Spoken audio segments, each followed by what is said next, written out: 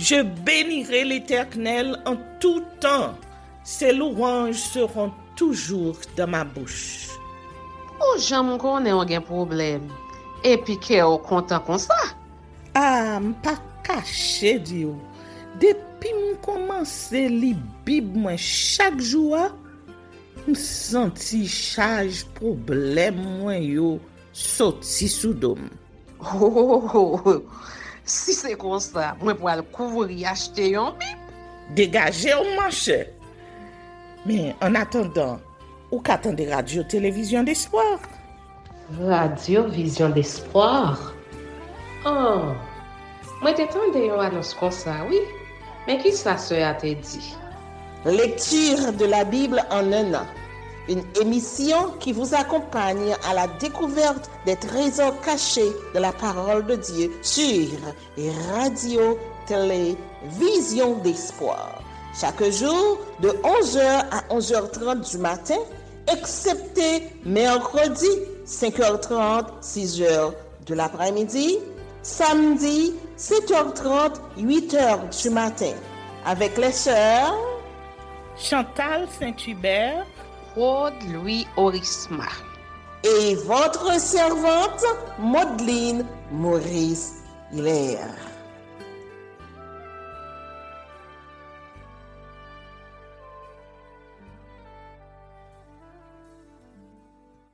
Saint-Esprit de Dieu, fais-nous la grâce de jouir de ta présence durant cette lecture qui enseigne, convainc, corrige, instruit et qui sauve. Au nom de Jésus. Amen.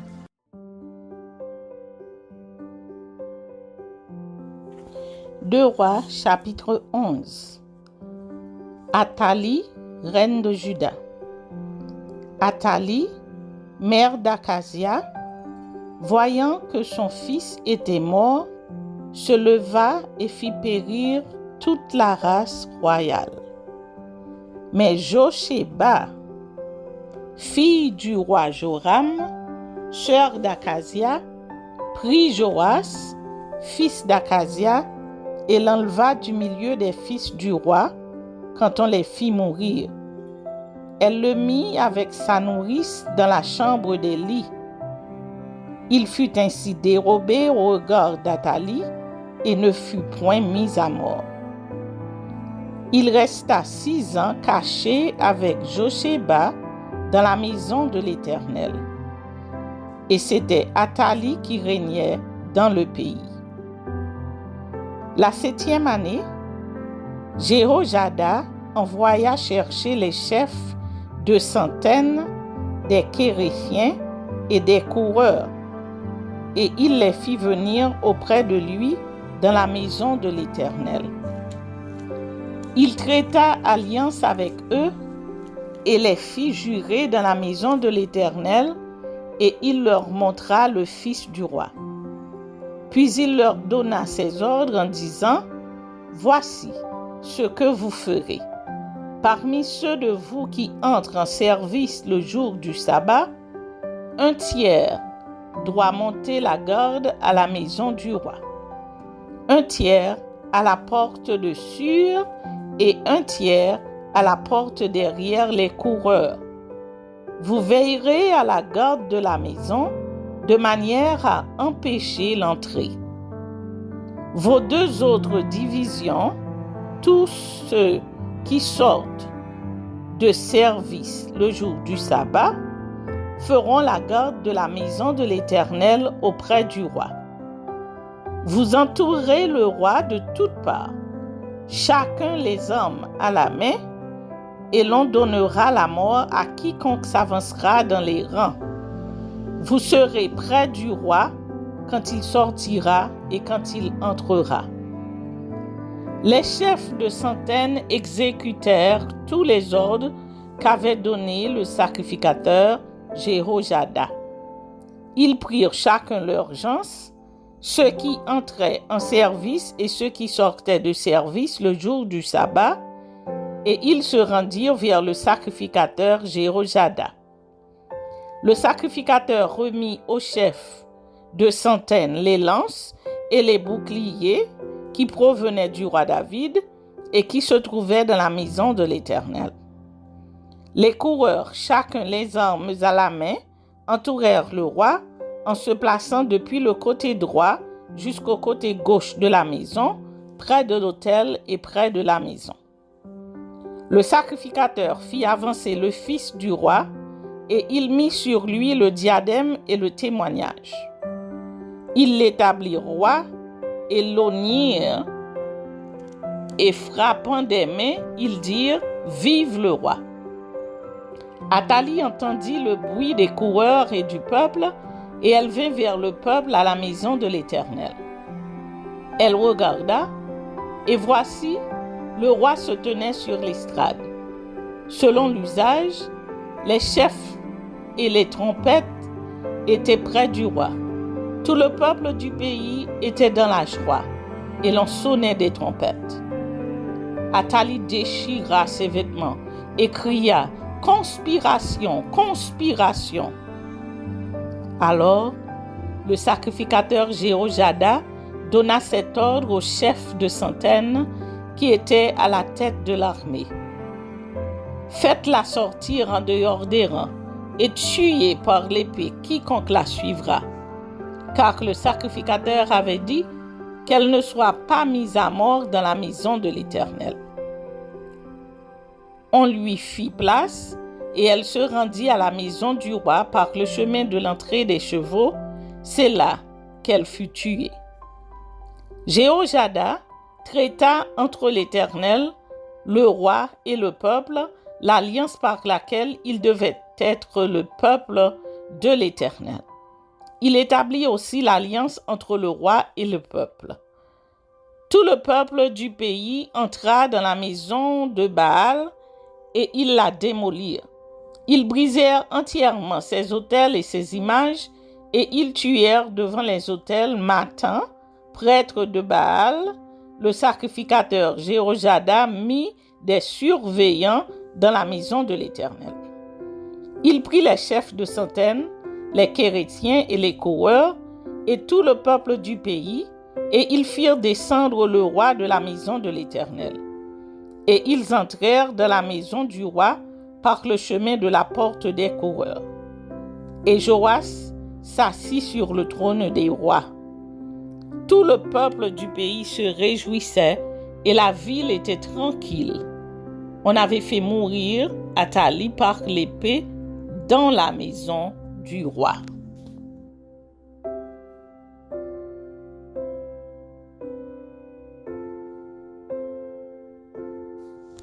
Deux Rois, chapitre 12.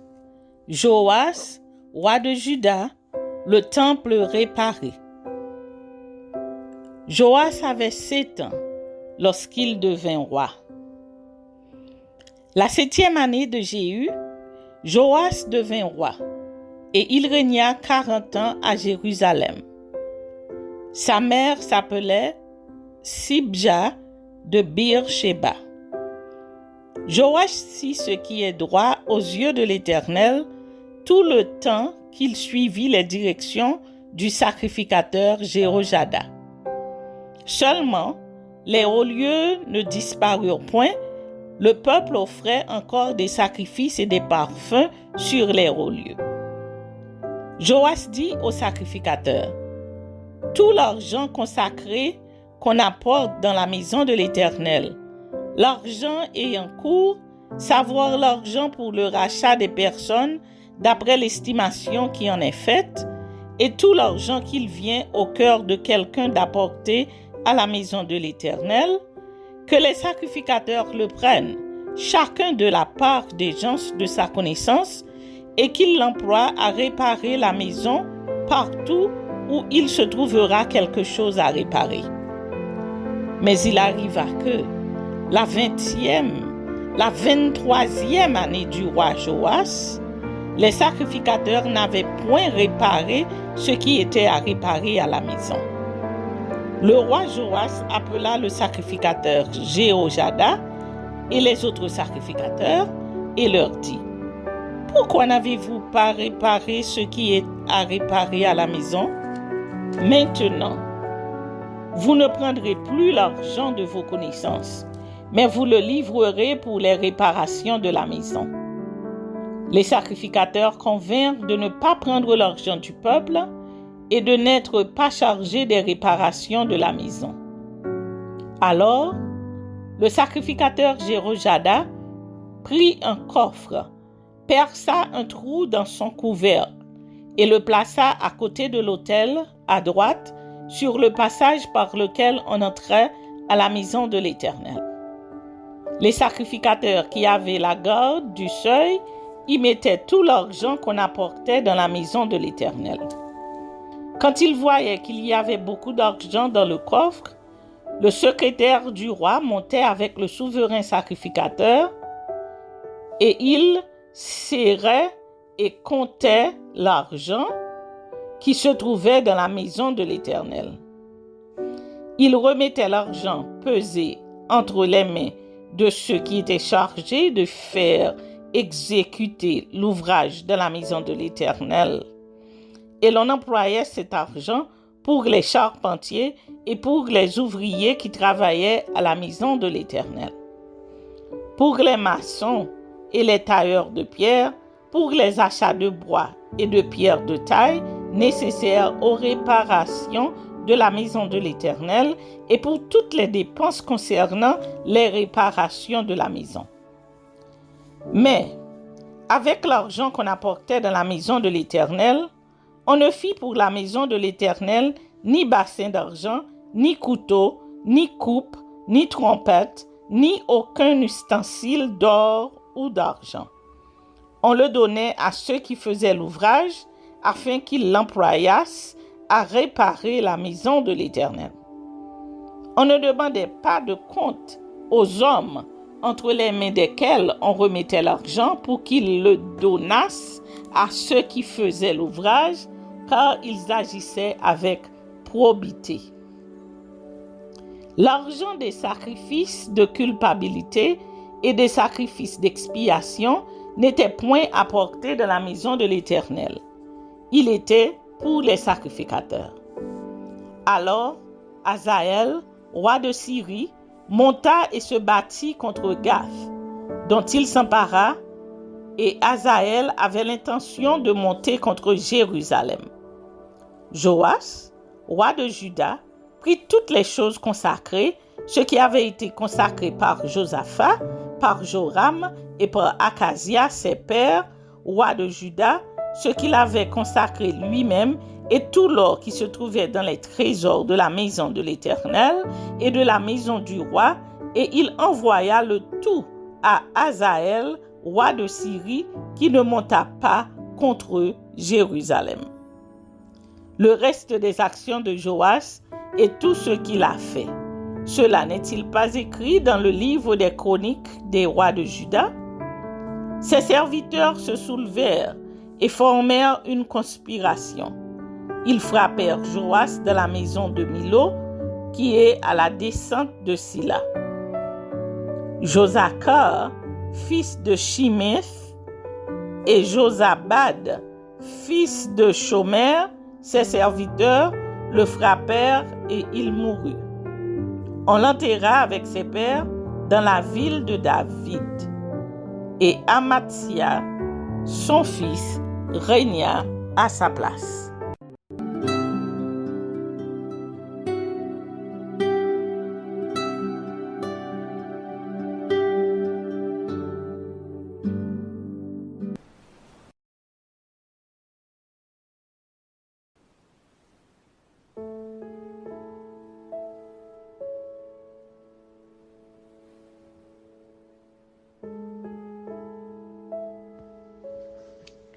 Jérémie dans une citerne. Jérémie chapitre 38. Shephatia, fils de Matan, Guédalia, fils de Pashur, Jukal, fils de Shlémia, et Pashur, fils de Malkia, entendirent les paroles que Jérémie adressait à tout le peuple en disant: Ainsi parle l'Éternel, Celui qui restera dans cette ville mourra par l'épée, par la famine ou par la peste. Mais celui qui sortira pour se rendre aux Chaldéens aura la vie sauve. Sa vie sera son butin et il vivra. Ainsi parle l'Éternel. Cette ville sera livrée à la main du roi de Babylone qui la prendra. Et les chefs dirent au roi, que cet homme soit mis à mort, car il décourage les hommes de guerre qui restent dans cette ville et tout le peuple en leur tenant de pareils discours. Cet homme ne cherche pas le bien de ce peuple, il ne veut que son malheur. Le roi Sédécias répondit, voici, il est entre vos mains, car le roi ne peut rien contre vous. Alors ils prirent Jérémie et le jetèrent dans la citerne de Malkija, fils du roi, laquelle se trouvait dans la cour de la prison. Ils descendirent Jérémie avec des cordes. Il n'y avait point d'eau dans la citerne, mais il y avait de la boue, et Jérémie enfonça dans la boue. Ebed-Mélec l'Éthiopien, eunuque qui était dans la maison du roi, apprit qu'on avait mis Jérémie dans la citerne. Le roi était assis à la porte de Benjamin. Ebed-Mélec sortit de la maison du roi et parla ainsi au roi.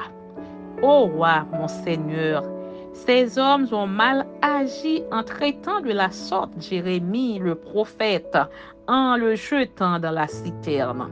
Il mourra de faim là où il est, car il n'y a plus de pain dans la ville. Le roi donna cet ordre à Ebed-Mélec l'Éthiopien, prends ici 30 hommes avec toi, et tu retireras de la citerne Jérémie le prophète avant qu'il ne meure. Ebed-Mélec prit avec lui les hommes et se rendit à la maison du roi dans un lieu au-dessous du trésor. Il en sortit des lambeaux usés et de vieux haillons et les descendit à Jérémie dans la citerne avec des cordes. Ebed-Mélec l'Éthiopien dit à Jérémie, mets ces lambeaux usés et ces haillons sous tes aisselles, sous les cordes. Et Jérémie fit ainsi. Ils tirèrent Jérémie avec les cordes et le firent monter hors de la citerne. Jérémie resta dans la cour de la prison. Entrevue de Sédécias et du prophète. Le roi Sédécias envoya chercher Jérémie le prophète et le fit venir auprès de lui dans la 3e entrée de la maison de l'Éternel. Et le roi dit à Jérémie, j'ai une chose à te demander, ne me cache rien. Jérémie répondit à Sédécias, si je te la dis, ne me feras-tu pas mourir? Et si je te donne un conseil, tu ne m'écouteras pas. Le roi Sédécias jura secrètement à Jérémie en disant, l'Éternel est vivant, lui qui nous a donné la vie. Je ne te ferai pas mourir et je ne te livrerai pas entre les mains de ces hommes qui en veulent à ta vie. Jérémie dit alors à Sédécias, ainsi parle l'Éternel, le Dieu des armées, le Dieu d'Israël. Si tu vas te rendre au chef du roi de Babylone, tu auras la vie sauve, et cette ville ne sera pas brûlée par le feu, tu vivras toi et ta maison. Mais si tu ne te rends pas au chef du roi de Babylone, cette ville sera livrée entre les mains des Chaldéens, qui la brûleront par le feu, et toi, tu n'échapperas pas à leurs mains. Le roi Sédécias dit à Jérémie, je crains les Juifs qui ont passé aux Chaldéens. Je crains qu'on ne me livre entre leurs mains et qu'ils ne m'outragent. Jérémie répondit, on ne te livrera pas Écoute la voix de l'Éternel dans ce que je te dis. Tu t'en trouveras bien et tu auras la vie sauve. Mais si tu refuses de sortir, voici ce que l'Éternel m'a révélé.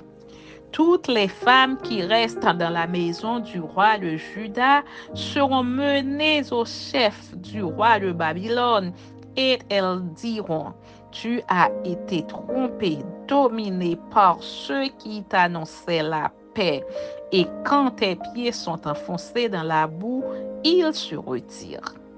Toutes tes femmes et tes enfants seront menés aux Chaldéens, et toi, tu n'échapperas pas à leurs mains. Tu seras saisi par la main du roi de Babylone, et cette ville sera brûlée par le feu. Sédécias dit à Jérémie que personne ne sache rien de ces discours, et tu ne mourras pas.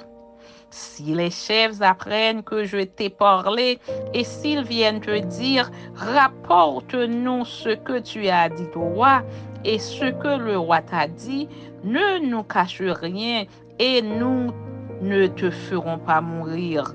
Tu leur répondras, j'ai supplié le roi de ne pas me renvoyer dans la maison de Jonathan de peur que je n'y meure. Tous les chefs vinrent auprès de Jérémie et le questionnèrent. Il leur répondit entièrement comme le roi l'avait ordonné. Ils gardèrent alors le silence et se retirèrent, car la chose ne s'était pas répandue. Jérémie resta dans la cour de la prison jusqu'au jour de la prise de Jérusalem. Amen.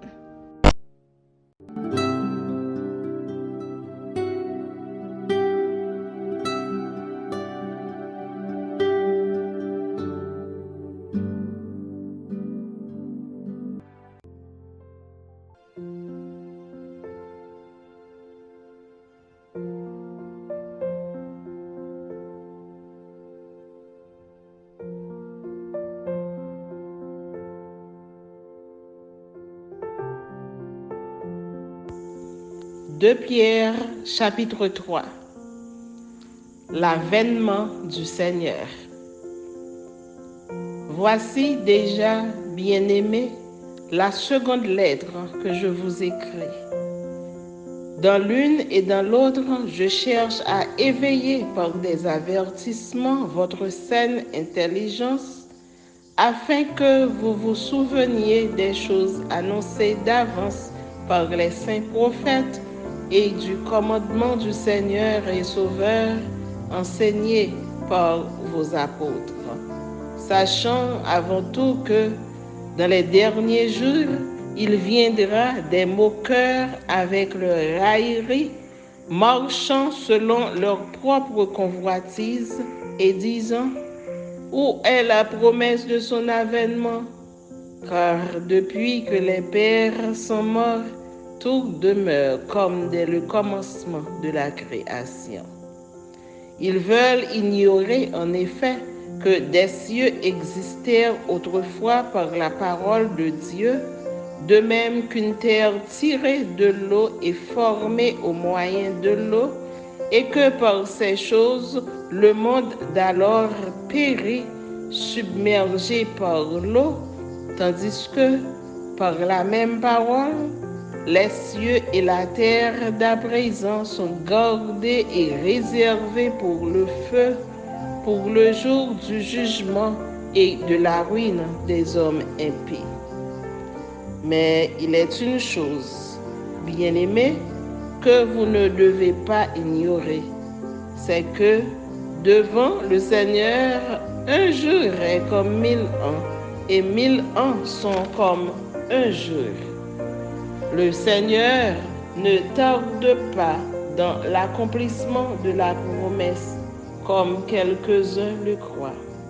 Mais il use de patience envers vous, ne voulant pas qu'aucun périsse, mais voulant que tous arrivent à la repentance. Le jour du Seigneur viendra comme un voleur. En ce jour, Les cieux passeront avec fracas.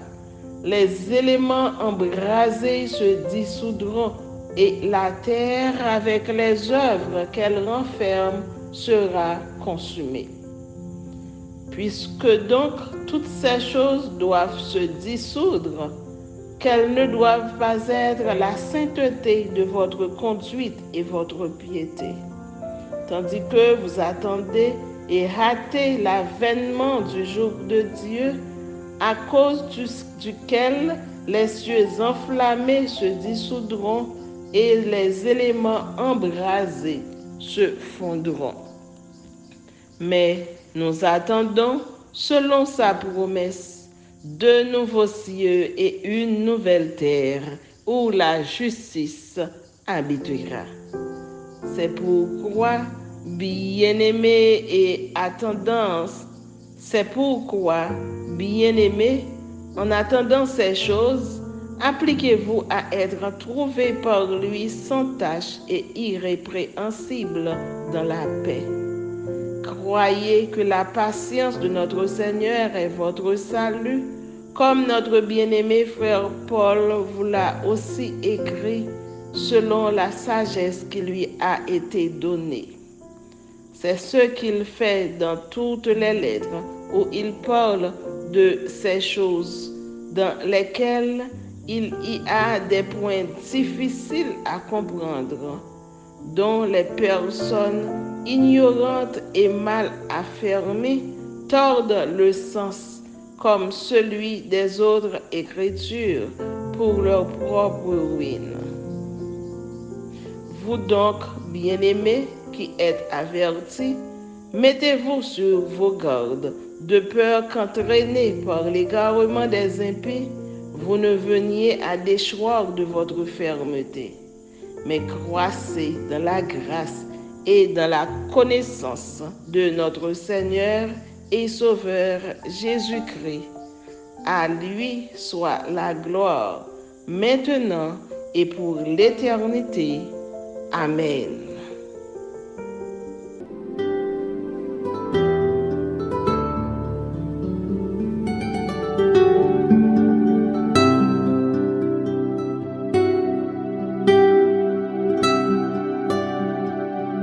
Merci Seigneur de nous donner le discernement dans la lecture de ta parole, que nous y prêtions attention afin d'appliquer notre cœur à la sagesse. Amen. Que celui qui a des oreilles pour entendre, entende, et que celui qui lit fasse attention.